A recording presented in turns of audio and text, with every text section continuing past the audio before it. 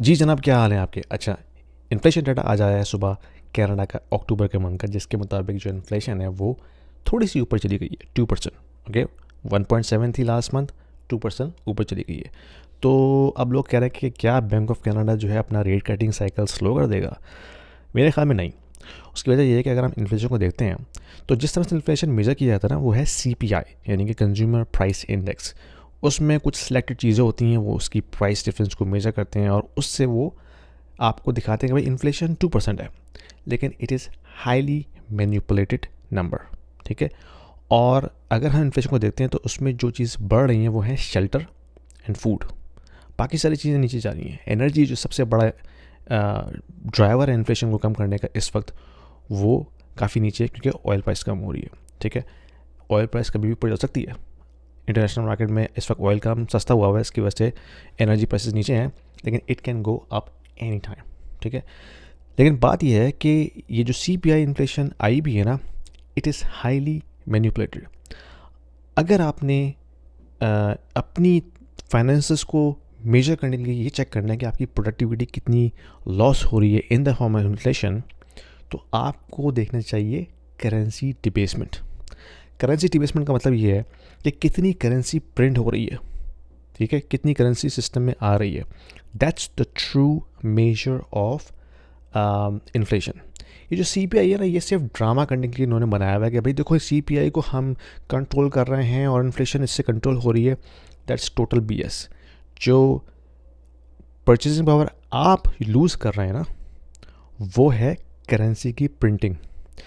अगर हम कनाडा का मनी सप्लाई का चार्ट निकाल कर देखते हैं तो हमें पता चलता है कि 2020 से लेके अब तक, यानी कि 4 सालों में कनाडा की मनी सप्लाई में बेतहाशा इजाफा हुआ है। अगर हम उसको एनुअल ग्रोथ रेट से मेजर करें तो तकरीबन 8+% एनुअलाइज बेसिस के ऊपर मनी सप्लाई ग्रो हुई है। अगर 8% मनी सप्लाई पर एनुअल बेसिस ग्रो हो रही है तो 3% इन्फ्लेशन कैसे हो सकती है या 2% इन्फ्लेशन कैसे हो सकती है? That's complete nonsense. ठीक है। मनी सप्लाई का मतलब ये है कि जो एग्जिस्टिंग करेंसी है आपकी जेब में या आपके बैंक अकाउंट में, दैट इज़ गेटिंग डाइल्यूटेड। आपने अक्सर सुना होगा कि स्टॉक्स जो हैं वो डाइल्यूट हो जाते हैं। कोई कंपनी जो है वो नए स्टॉक्स इशू करती है मार्केट में, तो उससे स्टॉक्स डाइल्यूट हो जाते हैं। उससे क्या होता है? स्टॉक प्राइस नीचे जा जाती है ना। वो क्यों होती है? क्योंकि आपने जो एग्जिस्टिंग स्टॉक्स हैं उनकी क्वांटिटी बढ़ा दी।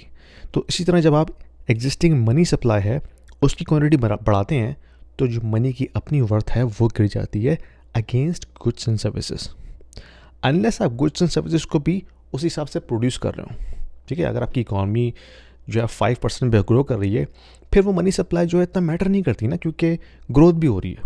लेकिन अगर ग्रोथ स्टैग्नेंट है, खासतौर पर कनाडा की जो कि GDP पर कैपिटा नेगेटिव है फॉर द पास्ट 8 क्वार्टर्स, उस केस में अगर आप मनी सप्लाई बढ़ा रहे हैं, that is going to steal your purchasing power, and that's exactly what's happening in Canada for the past 4 years.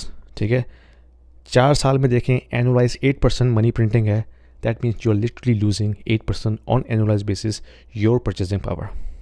अब करना क्या है? करना ये है कि भाई ये सिलसिला चलेगा, क्योंकि जब डेट टू GDP 100% से ऊपर हो जाए, there is no way they can get out of it using economic growth.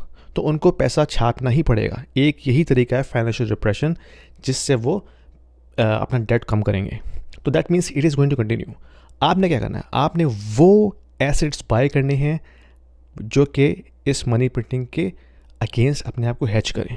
If you are an investor in the US, in Canada, or in Europe, and you are considering investing into Dubai real estate market, this video is for you, because we have a platform called Stake, which allows you to invest into the residential real estate market and start earning rental income right away without going through a lengthy documentation process or coming up with a heavy down payment. Stake is built upon the concept of crowdfunding. So it is democratizing the entire investment strategy and allows you to own a single unit of the entire investment portfolio. So you don't have to own the entire property, right? You can be part of the pool that can actually own a piece of property, a piece of real estate. So that allows you to start with as low as 2,000 dirhams, and you can slowly ramp up. So as you start investing into it, you can not only own a bit of real estate, but you also get a portion of the rental income on monthly basis. So it's a passive investment strategy, diversifying your portfolio from traditional North American or European markets into Dubai, which is hustling and bustling and growing very fast, and allows you to build your wealth over time. So don't delay. There is a link down there in the description. If you click on this, it will give you free 200 dirhams in your account right away to start with, and you can thank me later. क्या हैं वो assets? Could be gold, could be technology stocks like AI driven stocks, which is going to run more than 10% return per year, और Bitcoin जो कि 55% annualized return दे रहा है पिछले 10 सालों में. ठीक है, अब आप कहेंगे यार ये स्कैम है, बिटकॉइन के पीछे कुछ भी नहीं है. It doesn't matter. 2008 से लेकर 2024 तक बिटकॉइन ने प्रूव कर दिया है कि इट इज़ स्टैंडिंग एट $92,000 पर बिटकॉइन. स्टार्ट जीरो से हुआ था. ठीक है, उसने प्रूव कर दिया अपने आप को. अब क्रिटिक्स कुछ भी कहते रहें, it doesn't matter. That asset has produce 55% annual return. It's your choice. How would you protect your self from this, यानी कि रॉबरी जो है ना, ये जो आपके परचेसिंग पावर से रॉबरी हो रही है without even you knowing it. यानी कि आपके बैंक में पैसे पड़े हुए हैं, आपकी जेब में पैसे पड़े हुए हैं, आपको नहीं पता कि वो पैसा डी वैल्यू हो रहा है 8% एनुअलाइज बेसिस के ऊपर.